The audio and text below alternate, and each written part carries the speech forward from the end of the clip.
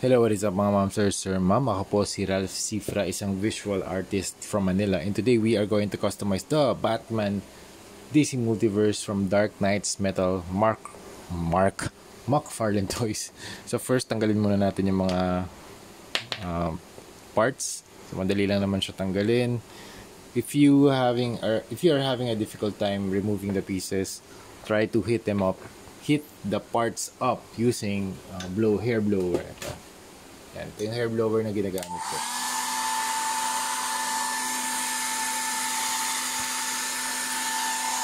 Yan, madali lang naman tanggalin yung arms. Okay. And for the primers naman, ito yung gagamitin natin. Bosny number 4 flat black and number 191 flat clear. Yung clear i-spray natin dito sa body, sa arms, tsaka sa head. Tapos yung flat black is gagamitin natin dito sa guitar. Okay? So yun, balikan ko kayo kapag tapos na yung priming process. Alright, changes are made along the way. Gumamit ako ng flat black na spray paint para dito sa primer natin. All around the body, the cape, or the coat pala. Tsaka dito sa guitar, and dito rin sa arms. Tapos yung flat clear dito sa face. Ngayon, yung next step na gagawin natin, na-cure na to around 5-6 hours. And then yung next step na gagawin natin, mag-apply tayo ng Vallejo Metal Color Steel. And we are going to do it using a dry brushing method. Gagamitin natin yung dry brushing method para magkaroon ng weathering, ma-emphasize yung details ng sculpt, and para magkaroon ng highlights. So dab muna natin yung paint dito. Kuha tayo ng paint. Actually, kumuha na ako. Niload ko na dito sa brush. Tapos tanggalin natin siguro mga 85% of the paint. Yan. Tapos pwede na natin i-apply i-apply dito sa surface. So sa pag-apply ng paint dito sa surface, dahan-dahan lang mga ma'am sir. Kailangan natin ng brush control. Okay? Huwag masyado madiin. Ayan.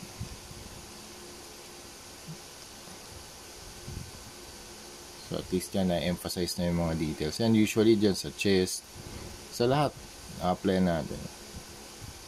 Nag-apply tayo ng steel pala. Pag silver kasi baka masyadong harsh yung yung brightness. So steel muna ginamit natin.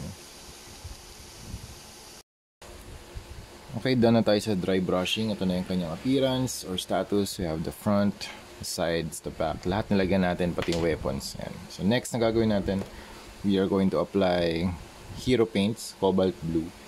Tapos gagawin natin dito sa kanyang coat, maglalagay tayo ng gradient effect. So mag-apply dito. Yun, cobalt blue muna yung apply natin, and then for the lighter color, ito naman, mix natin yung lighter turquoise and white para dito yung mas lighter, tapos dito yung mas darker shade. Okay, same method lang, dry brushing lang din para lang magkaroon ng ng ibang kulay. Kasi usually pag ganito parang grayscale kasi.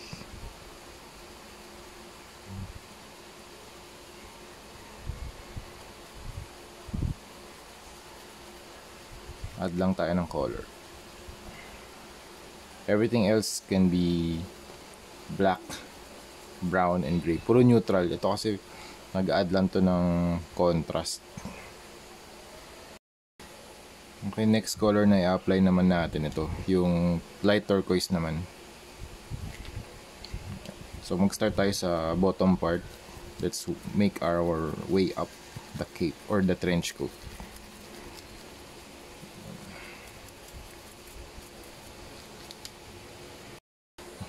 Okay, done na tayo dun sa turquoise. Ang next color naman natin na gagamitin ay yung white naman. Mag-add tayo ng white para mas lighter na yung color niya. Okay, same thing, same process. Dry brushing lang din. Medyo kulang pa nga sa white to pero pwede na to. Magkaroon lang ng lighter color papunta dun sa upper part ng ng jacket or ng jacket or ng coat. Okay, ito na yung status ng ating trench coat. Nakapag-apply na tayo ng gradient. Now let's set this aside and let's proceed with the face. Okay, sa face naman mag-apply tayo ng ng white over the cowl para makapaglagay tayo ng skull. So ito pa lang yung base na na base design or base paint.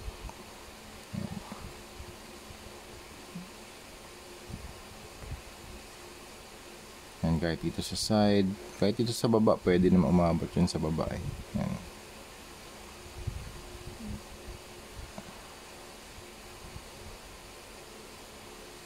Now, I'm not worrying about the details yet. Last na yun. Let's do everything with a larger brush. Then we fine-tune that in the next couple of steps. Detailing, madali na yun mga ma'am sir. Automatic na yun eh. Autopilot na yun eh. Pero yung sa mga painting techniques like this, yung dry brushing, base coat, kailangan nyo ng brush control and kung ano yung idea nyo, magagawa naman yun eh. Practice lang tayo mga ma'am sir dito. Okay, siguro mga 5 coats yung magagawa natin para talagang hindi, 2 to 3 siguro, 4 kung gusto natin opaque talaga. Okay, after nitong sa face, dito naman tayo sa trench coat niya sa baba, sa likod at the back. Drawing muna natin yung shape ng skull. So pabilog, usually circular. Yan. Gusto ko oversized na na logo, Punisher logo. Tapos nagdi-drip dito yung kanyang teeth. Yan.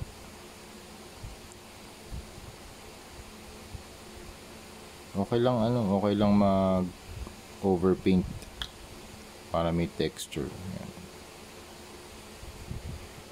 I have also painted the Batman logo white with some white drippings design here sa chest niya, tsaka sa stomach.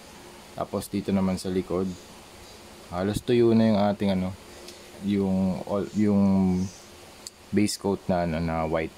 So, pwede tayong gumawa ng sketch ng skull using this mechanical pencil. So, pwede tayong gumawa rito. Dito yung nose.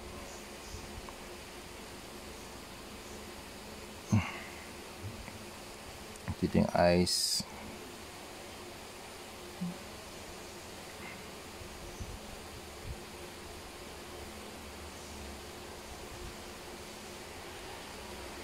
Again, after the sketch, pwede na tayo mag-detail using a finer brush.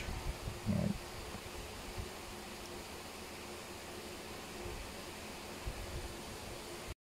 Alright, so here's the skull with the finer white lines na nagpapass through the eyes.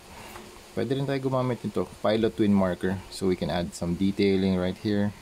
So we can add some details. Mas maliliit na to, so we can fine tune everything. So, pwede tayo gumawa ng dots. Yan. You can do some scratch effects, something like that.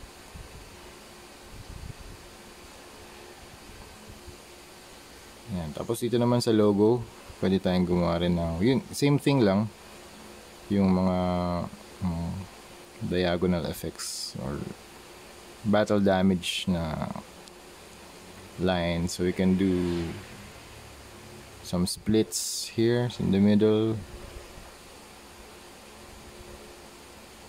And across. Okay, doon naman sa kanyang face, mag-apply tayo ng leather brown na wash para magkaroon ng konting shadows and depth.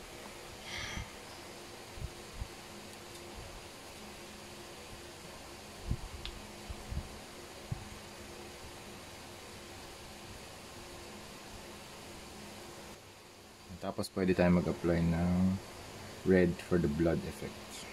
Usually dinalagyan ko dito sa may cheek area, then down, and then dito sa may lip area.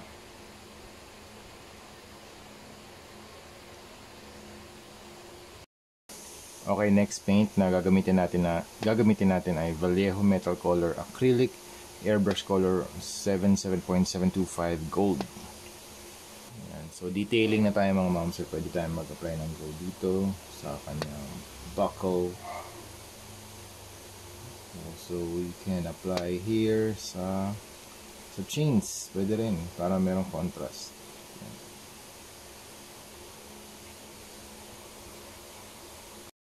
Tapos yung last step na gagawin natin dito, pwede tayong maglagay ng mga blood effects using warm red.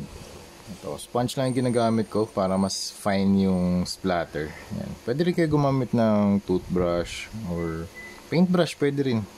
Ayan. Splatter lang natin dito sa guitar. Ayan.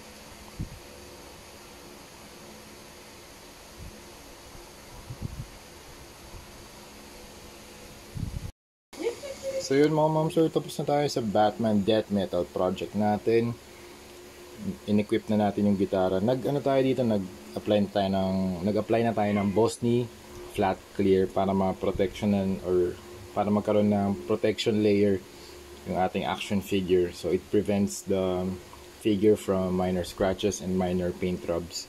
Pwede rin natin tong tanggalin, and naglagay na rin ako ng dalawang weapons at the back para pwede niyang i-equip sa likod either yung weapons or yung gitara or yung scythe. Teka, yusin lang natin.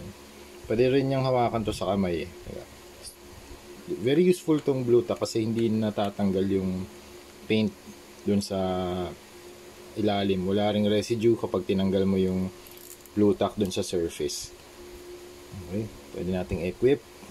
So here's one. Teka, tapos lagyan lang natin ng blue tack dito. Tapos pwede nating equip dito sa isabit sa likod. Yan, para siyang meron naka-ready agad na na sight sa kanyang back. So here's the final post for our video. Meron na akong photoshoot, tapos na. May mga photos na tayo rito. Ilalagay ko na lang at the end of the video. So yung dinagdag natin dito yung mga blood effects, yung leather brown and earth tan, yan, para magkaroon ng detail break lang. Kasi pag yung gradient lang yung nasa cape, para isa siyang monotone na blue. So kaya gusto ko lagyan ng mga leather brown and earth tan para lang magkaroon ng additional contrast sa visuals or sa colors.